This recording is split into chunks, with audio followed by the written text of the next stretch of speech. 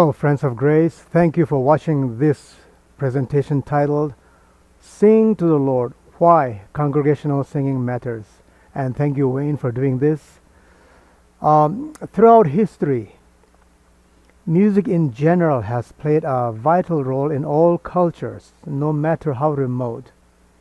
However, singing in particular, singing of specific text, has been an important part of the Christian faith. It is also important to remember that it's not singing for singing's sake. It has an object and a purpose.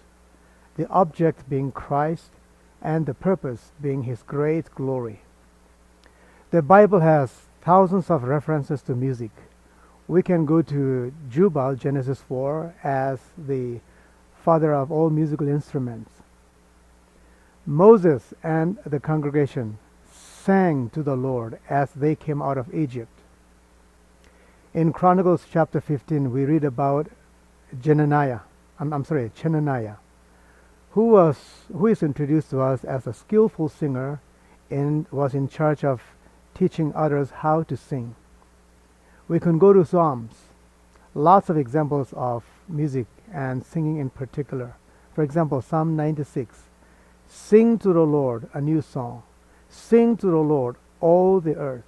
Sing to the Lord, bless His holy name. And actually the word psalm means a hymn or a song.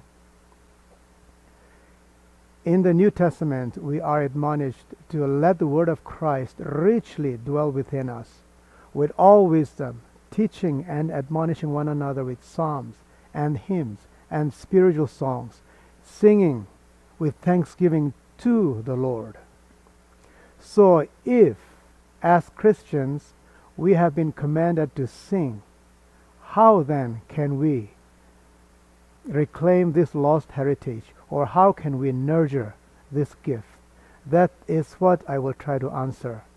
This presentation has two purposes. One, knowing the basic foundation for singing, and secondly, knowing the basic foundation for reading music. The ultimate goal being to enrich our congregational worship, which includes singing to the Lord. But before we do that, it would be wise to briefly take a look at the state of music in our contemporary evangelical church. Just as much as bad theology has deeply infiltrated into the evangelical church, so also its musical practices have been shaped by the trends, styles, thinking, and the philosophy of its surrounding secular culture. Our music has become shallow, man-centered, lacking musical depth, and devoid of sound doctrine, and of course lacking congregational singing. Something that has vanished except in some few churches. Well, there is a consequence to that. When we abandon sound teaching and good music in the church, there's a consequence.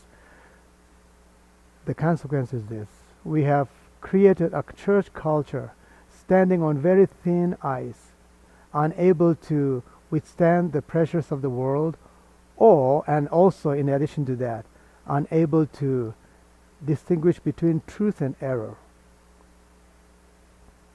How did the early church sing?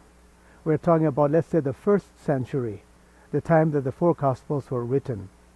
How did the early church sing? History tells us that music was not something that the early church thought about in isolation. It was an important part of their worship and their daily lives. Secondly, many of the church fathers drew a very strict line between the music used by the surrounding pagan culture and the music used for worship. Thirdly, the early church sang psalms, hymns, and spiritual songs. The hymn was a simple and tuneful music originally for the congregation, not for a trained soloist or a trained choir. What does biblically sound congregational singing look like? First of all, it is our response to God's command to sing, and an integral part of congregational worship. Secondly, it is to be first directed to God and as an expression of our praise and worship for who He is.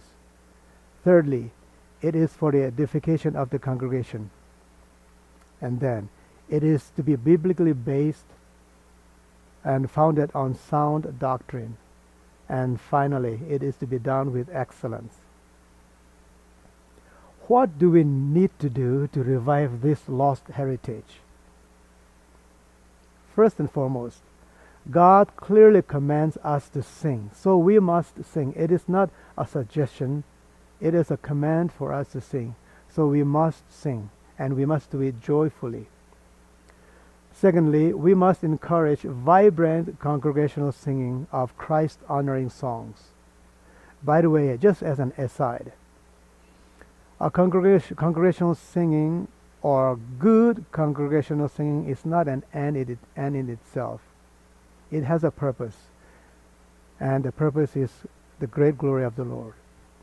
And also, just remember that just because a church sings vibrantly does not necessarily mean that it is a spiritually healthy church, because people can just sing for the sake of their love out of their love for music, just for the aesthetic aspect of music.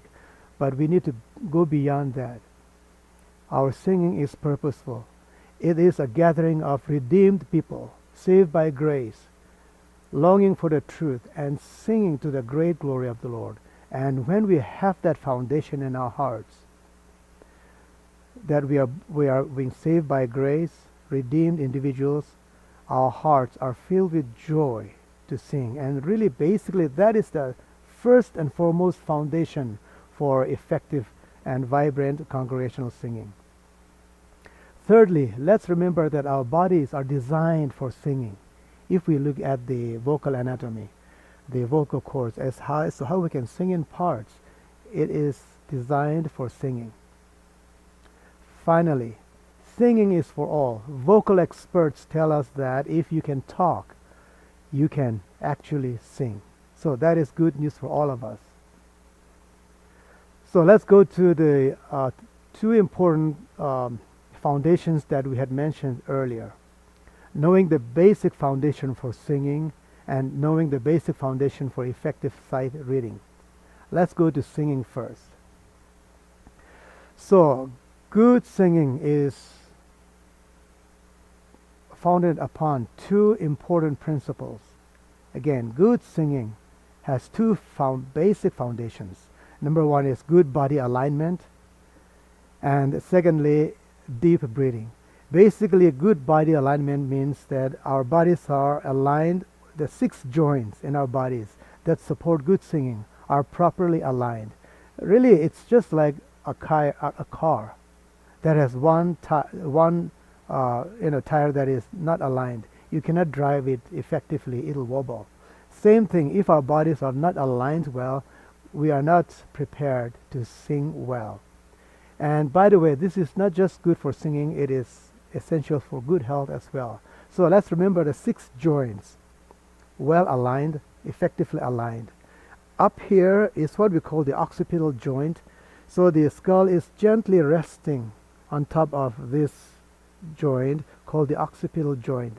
So if that is relaxed, the knees are not locked but just slightly bent, feet slightly apart. That is the first foundation for effective, vibrant, resonant singing. Try that in church when you stand to sing. Instead of slouching or leaning on the chair next, try good body alignment. That will really enhance or enrich the sound of how we sing. So, good body alignment. Secondly, deep breathing. So we can either breathe from here. It's called coastal breathing. Athletes do that when they are exhausted after a run. They breathe and they breathe from up here. But that is not effective breathing. It's effective breathing for singing is called diaphragmatic breathing. So it comes from way down here. So your diaphragm is a dome-shaped muscle. When you breathe in, it goes down. When you breathe out, it comes out. So basically it'll be just taking a deep breath and feeling your rib cages expand. So taking a deep breath and gently letting it out. A good exercise would be to take a deep breath and count, start with small amount, let's say 20. 1, 2, 3, 4. And then go to 20. Next time go to 30. And then next time go to 40 or something like that. One good song that I use for my students a lot is Over the Rainbow. So that one, to be able to sing the phrase without breathing, just use Lu as an exercise. That would be great. So those are the two foundations for effective singing. One, good body alignment, and then secondly, the power of deep breathing.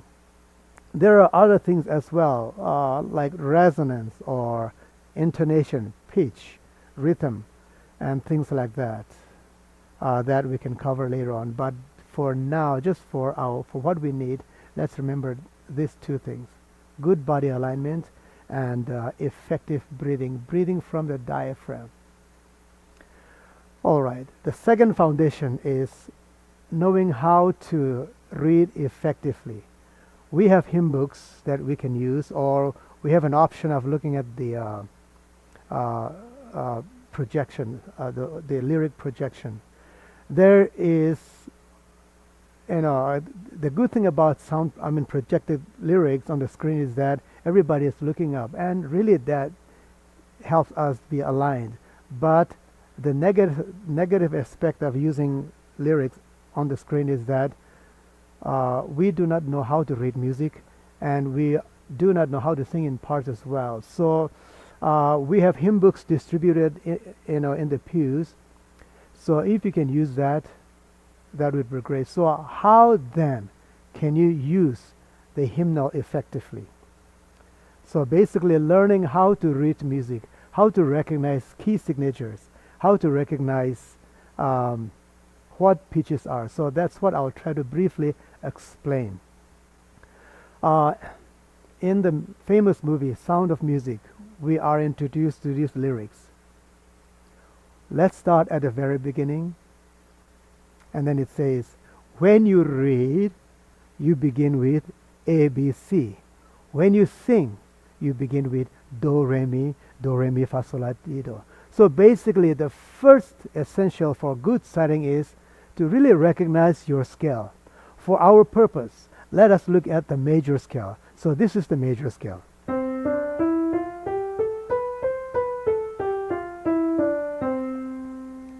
Again.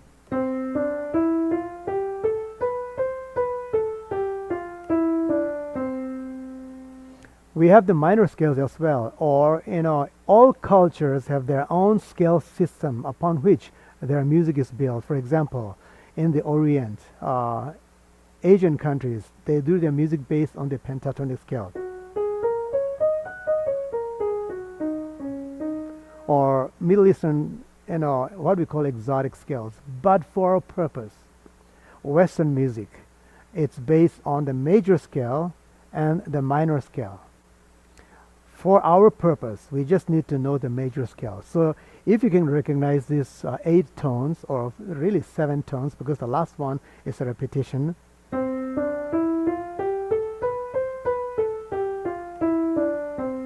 Why do we need to know the scale? Because all the notes in a melody and all the chords are based on this scale. For example,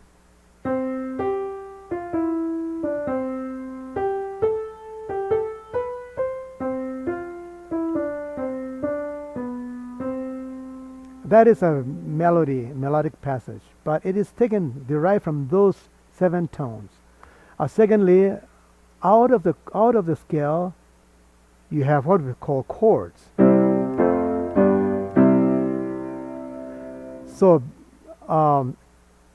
talking about chords, it's important to recognize the 3 foundations upon which all songs are built. Either it's hymns, or jazz music, pop music, rock music. In Western musical system, our tonal system, our song system Music is based on three very important foundations. It's called 1, 4, and 5. This is 1, 4, 5, and then back to 1. So we jokingly say in popular music, if you know these three chords, you can become a rock star. Basically, because all music is strongly foundationed upon this tonal system called 1, 4, 5, 1. It's like a baseball game. You start on the mound, go to first base, second base, third base, and then before you come back to the original place, you have to go to third base.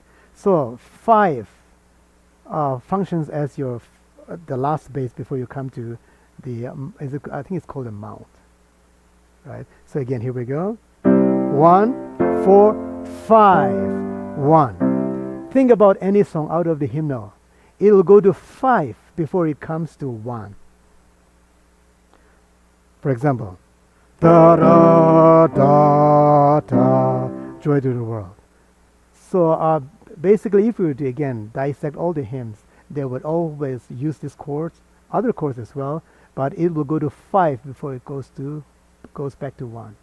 So that is number 1. Know the scale, recognize your triads, and let's go to the third one. Know the 5 lines and 4 spaces. We have A, G, B, D, F, and then F, A, C, E. E, G, B, D, F, every good boy deserves fudge, and F, A, C, E. If you can remember that. And those are the 5 lines and the 4 spaces on the treble clef. Alright, next, recognize your sharps and flats. A sharp it looks like a hashtag. Alright, so the sharp, what does a sharp do? A sharp raises a pitch by half a step. So this is F. F sharp would be half a step above that. Alright, so a sharp raises a pitch by half a step. Well, what about a flat? A flat looks like a lowercase b. So a flat lowers a pitch by half a step. So if this is E, if you go down half a step, that would become B flat. So let's keep that in mind, sharps and flats. Alright, finally, know your key signatures. This is where it becomes exciting. Know your key signatures. So basically, this is how it works. If you look at a piece of music and there is no flat and no sharp, you are in the key of C. Well, it's possible that it can be in the key of A minor, but that's not what we are concerned for now. Let's just talk about the basics and most of the hymns are based on this, on the major scale. So if you see no flat and no sharp, it's in the key of C, and Do will be C. If you see one sharp, it's in the key of G, Do will be G. So basically, the name of Do is also the name of the key. Basically, in the key of D, 2 sharps, Do will be D. In the key of A, 3 sharps, Do will be A. In the key of E, 4 sharps, Do will be E. In the flat circle, if you see one flat, it's in the key of F. Do will be F, which means Re will be G. Mi will be A. Fa would be B flat. If you see 2 flats, you are in the key of B flat. Do will be B flat. If you see 3 flats, you are in the key of E flat. Do will be E flat. If you see 4 flats, you are in the key of A flat. Do will be A flat. Let's also remember that most of our hymns are found on either C, G, D, A, F, E flat, B flat, or A flat. Rarely you will find a song in the key of E or in the key of B, which is 5 sharps, or D flat. Sometimes you will find D flat that has 5 flats. So again, the key sentence is this: the name of the key is also the name of Do, the name for Do. So in the key of E flat, do would be E flat. So this is just a very short introduction to reading music and learning how to sing. Hopefully in the near future we can go in detail and explain these things, just step by step to help us know how to read. Again, if you can remember, the ultimate goal really is to enrich our congregational worship, which includes singing to the Lord. I hope this was a blessing, and have a wonderful day. Thank you.